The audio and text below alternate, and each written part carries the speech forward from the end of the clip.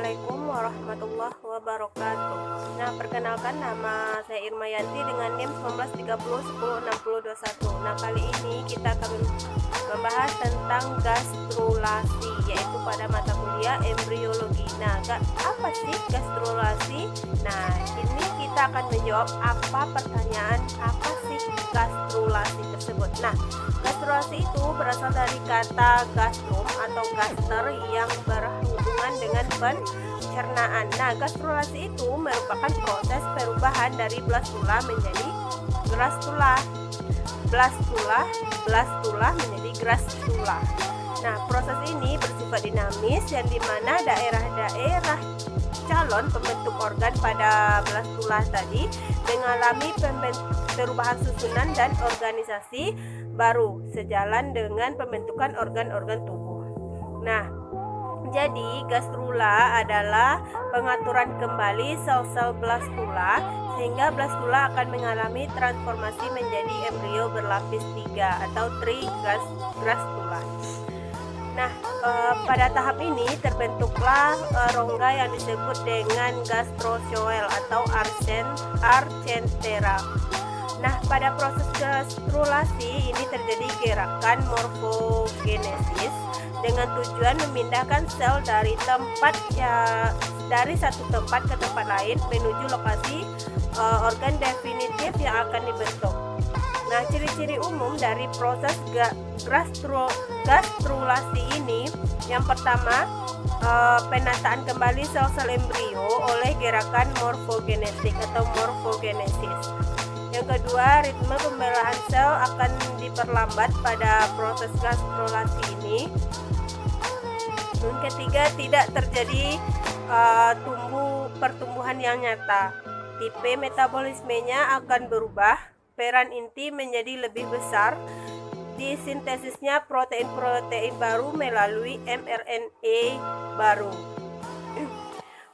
Proses terbentuknya gastrulasi itu adalah sel-sel blastula yang mengalami invaginasi terus tumbuh ke arah dalam sehingga blastopore akan terus terdesak ke dalam dan terbentuklah rongga archoteren. Nah, rongga ini membagi sel-sel yang tumbuh tersebut menjadi lapisan endoderm ke sebelah dalam. Nah, dalam mesoderm di bagian tengah, lapisan bagian luar dan lapisan enimokol tetap berada di luar. Ketiga lapisan tersebut kemudian disebut dengan lapisan germinal embrio atau yang kita kenal dengan nama lapisan embrio. Nah, kumpulan dari sel-sel semua itu terletak berjauhan kemudian setelah terjadinya proses gastrulasi, sel-sel tersebut akan sedikit mendekat dan interaksi bersifat merangsang dalam pembentukan organ tubuh. Ini menurut Atahualpa tahun 2013. Selanjutnya, pada proses gastrulasi ini terjadi dua kelompok gerakan. Yang pertama, epiboli dan emboli. Nah, epiboli itu adalah gerakan melingkup yang terjadi di sebelah luar embrio berlangsung pada bakar ektoderm, epidermis, dan saraf. Yang kedua, emboli, yaitu gerakan sel-sel dari luar atau permukaan ke arah dalam. Nah, perpindahan sel-sel akan menyusun mesoderm dan endoderm. Nah, gerakan ini dibagi menjadi 7 bagian. Yang pertama, invaginasi, yaitu pelipatan lapisan sel dari luar ke dalam. Yang kedua, ingresi, yaitu sel-sel permukaan bermigrasi ke bagian dalam. Nah, bedanya invaginasi itu pelipatan, sedangkan ingresi itu bermigrasi. Yang ketiga, involusi. Involusi itu lapisan membelok ke dalam dan kemudian membentang jauh ke bagian permukaan internal atau ke bagian dalam. Evaginasi, pelipatan sel dari luar ke dalam.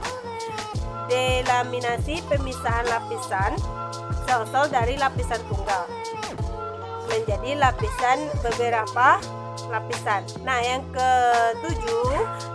keenam, konvergensi, yaitu pembelahan serentak, kemudian diikuti pergerakan yang terkoordinasi. Yang ketujuh, ekstansi, gerakan yang meluas. Nah, jadi itu 7 gerakan yang terjadi pada emboli. Nah, perbandingan gastrulasi. Sekarang kita masuk pada perbandingan gastrulasi. Nah, apa sih perbandingan gastrulasi? Yang pertama itu ciri utama gastrulasi aves reptil mamalia adalah terbentuknya stria primitif atau primitif streak.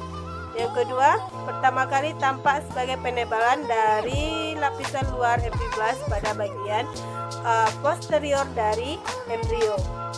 Yang ketiga, penebalan sel epiblast disebabkan oleh gerakan migrasi sel lateral epiblast. Yang keempat, sel-sel bertemu untuk membentuk stria primitif, terjadi penekanan yang disebut dengan primitive growth.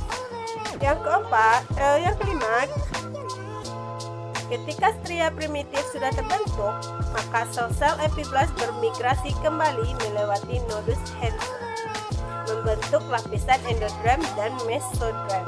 Nah, sekarang kita masuk pada FODMAP atau peta nasib daerah bakal calon. Nah, FODMAP menggambarkan daerah yang disangka sebagai calon pembentuk organ. Cara menentukan daerah satu dengan lainnya dilakukan dengan melakukan percobaan dengan memberi zat warna pada titik-titik tertentu pada stadium blastula akhir. Pertama kali FODMAP ini pertama kali dilakukan oleh Fox pada tahun 1929 terhadap blastula kata yang bererpor atau Ambystoma maculatum. Nah, itulah pembahasan kita tentang gastrulasi pada sore hari ini, dan mudah-mudahan itu menjadi motivasi atau menjadi pembelajaran atau menjadi sumber belajar untuk kita, dan semoga bermanfaat. Dan saran saya, gunakan media sosial dengan bijak untuk berbagi ilmu. Saya akhiri dengan wassalamualaikum warahmatullahi wabarakatuh.